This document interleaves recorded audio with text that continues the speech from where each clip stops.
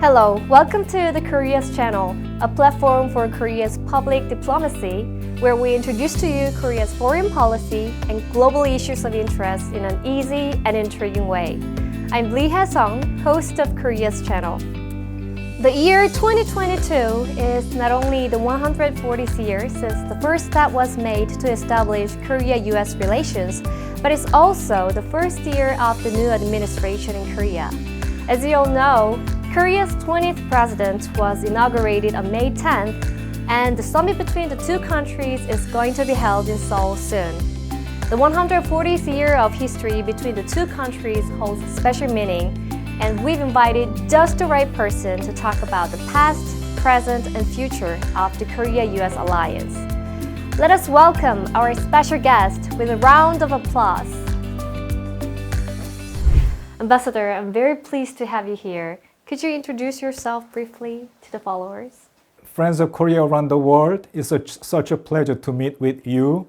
So hello, so glad to see you.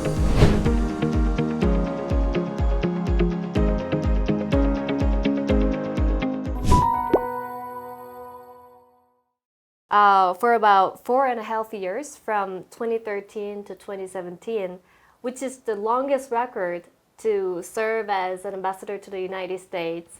So, do you have any know-how you could share? Know-how, talking about the know-how, well, I should be telling you this, which is that I came to Washington as an ambassador in 2013, and usually we serve as ambassadors for 3 years. So came 2016. So I said to myself, my time is up. But 2016, in fact, was a year of presidential election in the United States. So that election, I think, Seoul thought is going to be a very important and tough election.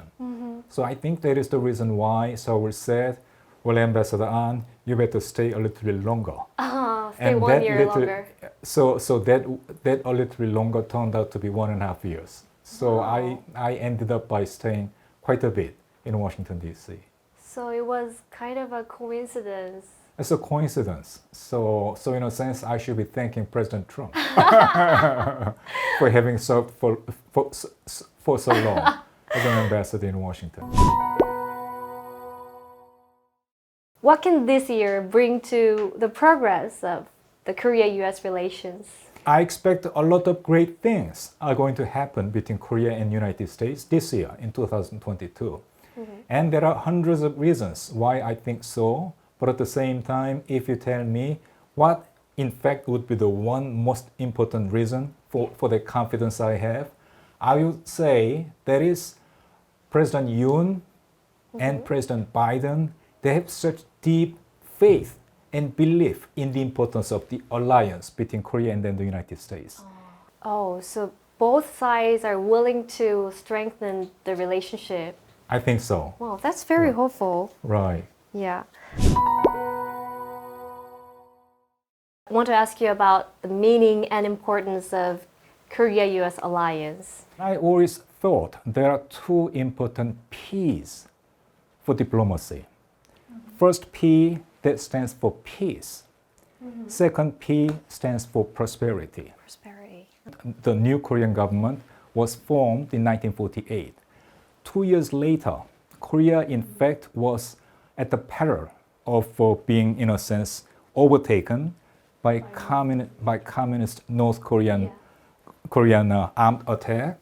Yeah, that was And the then- Korean War. That was the Korean War. And well, it was thanks to the very timely engagement from the United States that we could maintain our independence. And then we entered into alliance relationship in 1953. Koreans worked very hard. International economic environment was favorable for Korea to develop its economy. That favorable environment I will call rule-based liberal international order.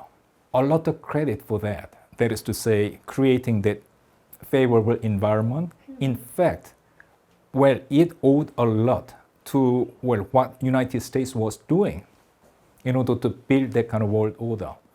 So that, I think, is the meaning of the alliance for Korea.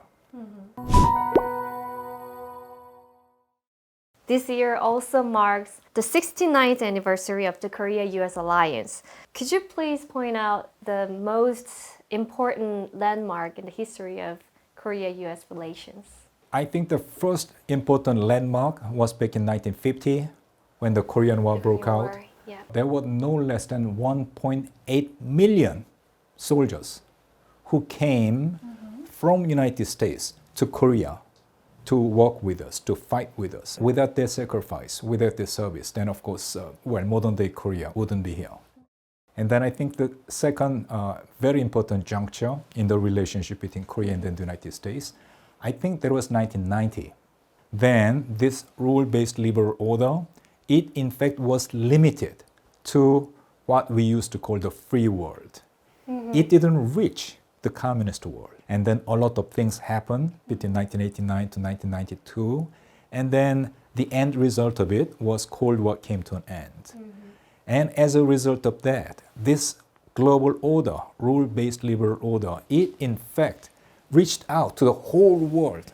It provided an opportunity for Korea to normalize relations with all former communist countries, which opened a new opportunity for Korea to further strengthen our peace and our prosperity. And in doing that, again, we worked very closely with the United States. For example, Korea joined United Nations in 1991. Oh, that was 91. There was not a small number of UN members who didn't want to see it happen. So we had to work very closely with the United States to join United Nations in 1991. 30 years after 1990, I think that in fact was the best days for Korean democracy, for Korean, economy, and for Korean diplomacy. I think unfortunately, it is being, in a sense, being phased down. It is being challenged rather seriously these days. Today, year 2022, I think it is another important juncture in the relationship between Korea and the United States. Why do I say that? It's because the liberal order from which Korea as a nation we benefited so much, that order is being challenged in so many different parts of the world. That, I think, is the reason why this is the time when we, in fact, must be working even more closely with the United States to maintain this liberal order. So, what is the most memorable accomplishment for you working as an ambassador? And is there something you wish to accomplish but could not during your tenure? Today, I talk a lot about two P's. So let me just try to use that two P's once again. Peace. So peace and prosperity. Yeah. So this time, let me first talk about prosperity. And I think it was just several weeks back that we celebrated 10-year anniversary of Korea-U.S. FTA, right? Oh, right. Because it is called as KOREAZ FTA. KOREAZ FTA entered into force in March 2012.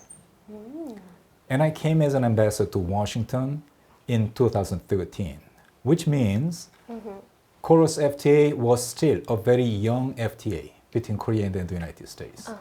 So as a young FTA, there were a lot of, criticism and a lot of challenge, a lot of unhappiness, widely spread in the American society. That's what I came to find when I came as an ambassador to the United States. So I said myself, one of the things I could be doing would be let KOREAZ FTA work smoothly so that it will be to the benefit of both U.S. economy as well as Korean economy. That was a goal I set to myself. And if you paid attention to this 10th anniversary of KOREAZ FTA several weeks back, well, as a matter of fact, it received such acclamation. I mean, for all its achievements for the past 10 years. I, in fact, feel very much encouraged about it. So that, in fact, was one of important quote-unquote achievements of my service as an ambassador in Washington. So that was about the one P. So let me move on to another P, which is peace, right? And then 2013, the most serious challenge for Korean peace, it was of course North Korean nuclear weapons. So I was telling myself during my tenure as an ambassador, I very much hope that I could be achieving something significant to in fact go in the direction of in fact diluting. Well, Hae-sung, I think you are familiar with this term, which is strategic patience, right? So 2013, in fact, many people were concerned. United States lost its interest in the North Korean nuclear issue. So, well, it is being patient, but it's an euphemism. It is not, well, taking any action with Very respect to North Korean nuclear issue. passive attitude. Exactly, Yeah. exactly. That, in fact, was the concern underlying this expression, which is strategic patience. So I said to myself, I must do something about it. So that was what I thought about, say, peace on the Korean Peninsula. At that time, as well as today, I think there are three important pillars to make progress with respect to the North Korean nuclear issue. One, diplomacy. Two, sanction. Three, deterrence. All these three are important. Oh, And altogether. with respect to diplomacy, it was very difficult to make progress with respect to diplomacy. Why? And then there was no prospect for engaging in meaningful diplomacy with North Korea. So we had to focus on two other pillars, that is to say sanction and deterrence. And then when it comes to sanction, then many people do not understand it, but very important progress was made during President Obama's time, which was, well, North Korea conducted nuclear testing in January 2016. United States responded by passing very strong domestic legislation in the United States, but at the same time, it worked at the United Nations to pass Security Council resolution number UNSC 2270. It was followed by 4 other Security Council resolutions, and they are, well, in a sense, strongest resolutions that were passed by the Security Council. Something called sectoral sanctions, meaning that it in fact banned export of coal, export of iron ore, export of fishery products, export of textiles, export of human services from North Korea to the outside world. So big damage to North the Korean of economy, North. which in fact is working as a very serious constraint upon North Korean development of nuclear weapons. So there was a progress made with respect to, say, the second pillar, which is sanction.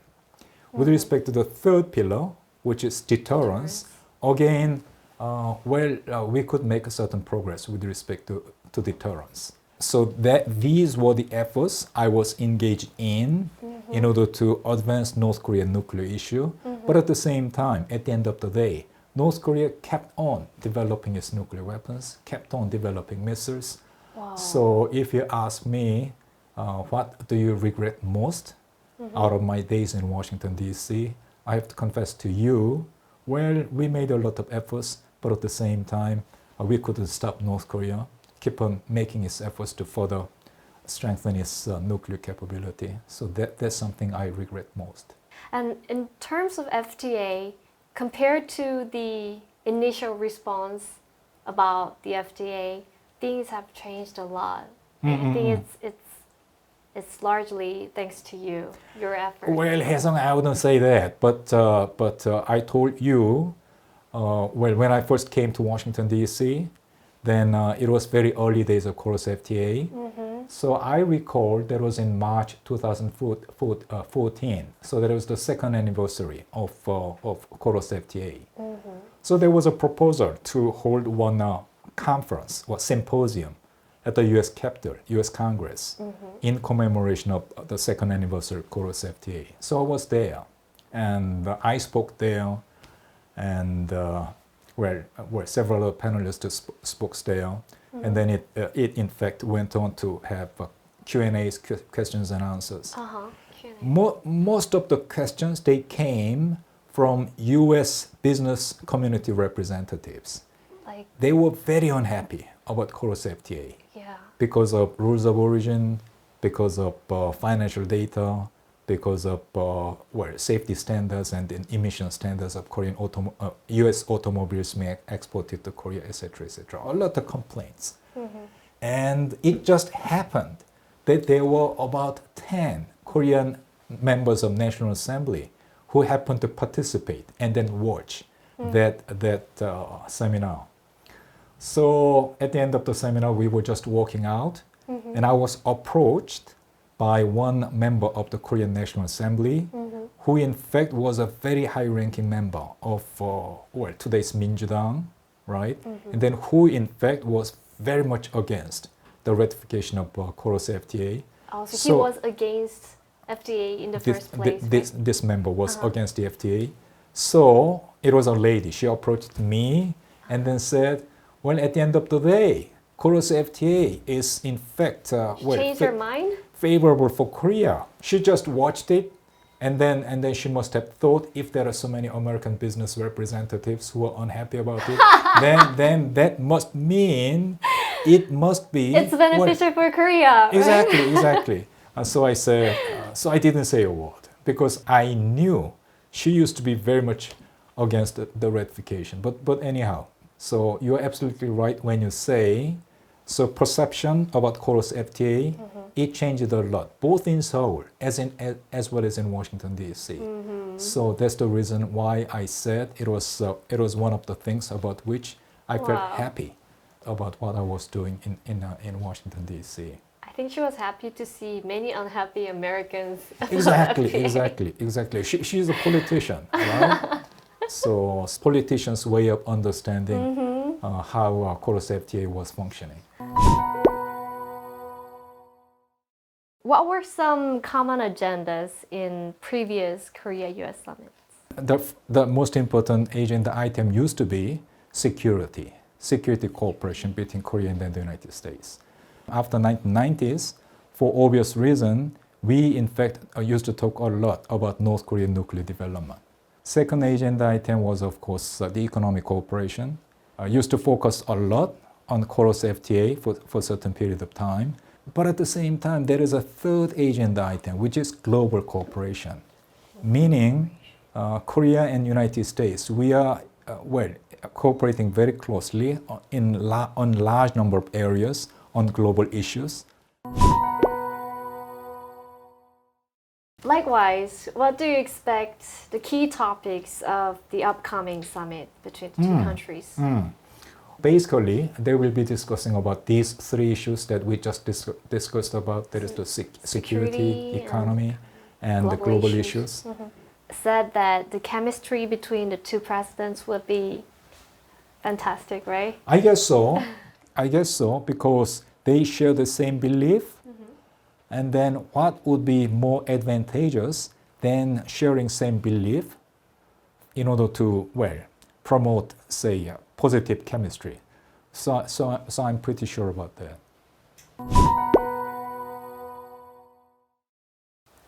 Ambassador Ahn, you have been working as a diplomat for around 40 years, which is really amazing. So how would you summarize your career in one sentence? Well, in order to summarize it, I think I better tell you why I decided to become a diplomat. And somehow I, in fact, made up my mind to become a diplomat when I was a very young boy, when I was a high school student. Oh, I see. And then why did I make up my mind? Because as a very young boy, I said myself, I want to do something, say, meaningful for my country, for my people. And then somehow I said myself, maybe something I would be able to do best, that will be by becoming a diplomat. So that's why I became a diplomat. And So you had a very patriotic mind. I think so. Yeah. I think so. But at the same time, it was not only me.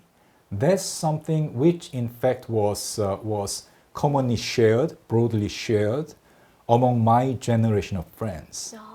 So my generation of friends, I think if you ask them what made you to choose the job you have, then I think most of them would have come up with the same answer because I want to do something to my country, to my own people. Something meaningful. Something meaningful, right? So this is something I, in fact, wish to recommend to young people today as well. So it will be aim high and try to make up your mind, well, I'm going to have only one life. And during my life, I want to do something meaningful for my Be for ambitious. My be ambitious, exactly. But at the same time, well, the second question would be, what would be the best contribution I would be able to make, right? That will depend upon one's own, say, vision, one's own, say, capability, one's own, well, given environment. So there cannot be one set answer, but at the same time, I think one thing I want to tell to young people today would be aim high. That will be one sentence summary of what I think about my own career as a diplomat. So your career in one sentence is like, I aimed high. Is that right? To sum up, is there anything you would like to say to all diplomats working around the world for their countries? Well, Haesung, I cannot count how many times today I talked about peace and prosperity. But that, in fact, was something I always believed in as a diplomat. How can I work for peace and prosperity of Korea as a nation? And I think it would be the same for diplomats all around the world. They would be thinking the same thing for their own country. For example, diplomats of Ukraine, they would be working. I mean, we have ambassador of Ukraine who presented credentials, President Yoon. I think it was just several weeks ago. So I think, well, diplomats around the world, they have the same objective, how I promote peace and prosperity. What I have to tell you is, I in fact was very lucky because my personal commitment to promoting peace and prosperity, it never conflicted with instruction I was getting from my government. But I think there can be more unfortunate circumstances and more unfortunate diplomats who would be finding themselves in a situation where their personal commitment to promoting peace and prosperity could conflict with the instructions coming from their own home government. That must be really frustrating. It would be frustrating, but at the same time, it never happened with me, so I consider myself as a very lucky diplomat. But had I found myself in such a situation, that is to say, the situation where my own personal conscience would conflict with the instructions from my own government, I just wonder how I would have behaved. Right? How would you?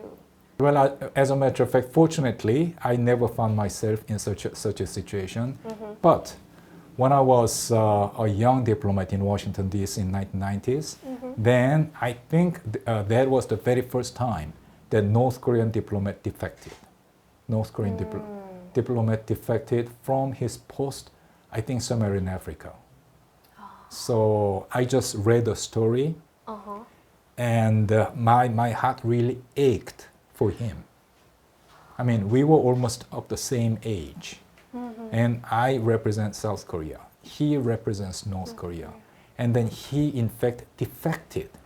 And then think about well, how many say nights he would have wondered what I should be doing, right? So that in fact is the reason why I felt my heart ache. So fortunately, I in fact have not found myself in that situation. But I very much hope that diplomats around the world, they could in fact try to be true to their conscience, finding themselves in such a situation. Thank you for your words of wisdom to the ambassador. We ask our guests to choose a song for our closing. So which song would you like to pick and why? Well, I left Korean government service at the end of 2017, and then I had to make an acceptance speech.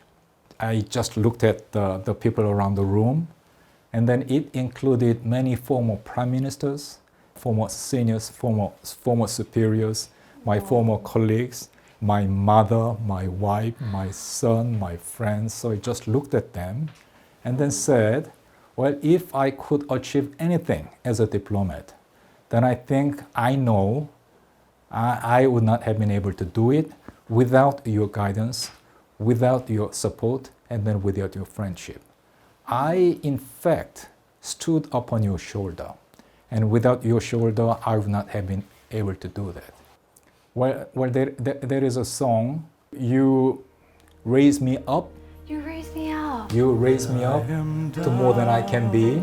You raise me up. Exactly, to more than I I can love be. this song too. Yeah. Oh, thank you so much for Thank you. sharing your precious time. Thank you so much. Such a pleasure. Then I am still